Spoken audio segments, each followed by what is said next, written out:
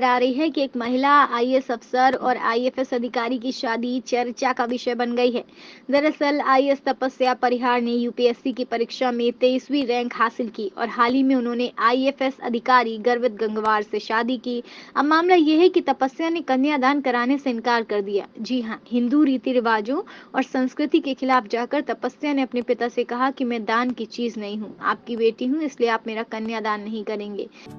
तो मैं पर्सनली मतलब ये हमारे परिवार का ही डिसीजन था।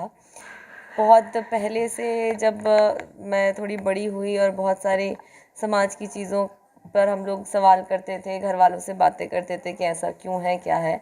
तो तब से बहुत इस चीज़ में ये चीज़ मेरे दिमाग में रही है हमेशा, और बहुत मैं इसके खिलाफ़ रही हूँ कि किस तरह से शादी में कहते ज़रूर हैं कि दो लोग बराबर होते हैं और वो शादी चलाते हैं, लेकिन कहीं ना कहीं देखा जाता है कि समाज ने इस तरह का एक एनवायरनमेंट क्रिएट करके रखा है जहाँ पर जो महिला है, जो लड़की है, उसको काफ़ी डोमिनेट किया जाता है एक पक्ष की तरफ से। और वो चीज़ बहुत सारी हमारी रस्मों, रीति रिवाज़ों, इनमें उससे रिफ्लेक्ट होती है, उससे दिखाई देती है। तो उसी तरह से एक चीज़ कन्यादान मुझे लगती थी कि कन्यादान क्यों करना है, मुझे समझ नहीं आता था क्या लॉजिक है। इस बारे में पापा से, घर के बाकी सदस्यों से बात भी होती रहती थी। तो तभी से ये था कि नहीं, कन्यादान तो नहीं करना, शादी होगी तो देखा जाएगा, कोई अच्छा व्यक्ति मिला तो, मगर जब भी होगी तब कन्यादान तो नहीं करना है। क्योंकि बहुत अजीब लगता है सुन के भी कि मुझे पर्सनली कि मुझे कोई दान कैसे कर सकता है। ये शादी पर चर्चा का विषय इसलिए भी बन गई क्योंकि ये सब घर वालों और ससुराल वालों की सहमति से हुआ।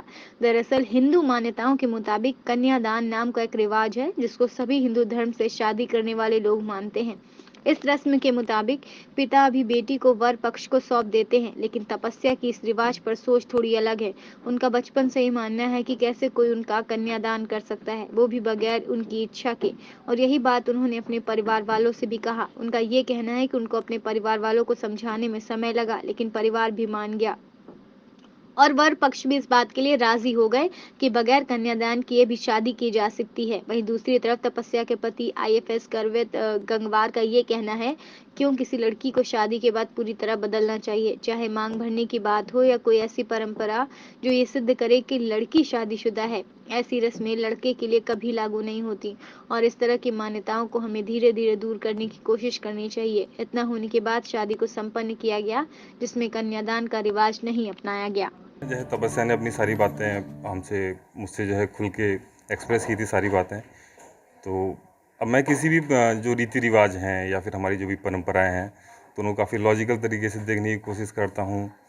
तो मतलब मुझे ऐसा नहीं लगता कि सिर्फ बेटियों को ही यही सारी चीज़ें, जैसे दान की बात कही या फिर बाकी जो परंपराएं हैं कि चाहे सिंदूर लगाना है या बिछिया पहनना है, तो कई सारी चीज़ें जो है बेटियों पर, महिलाओं पे जो है आरोपित की जाती हैं।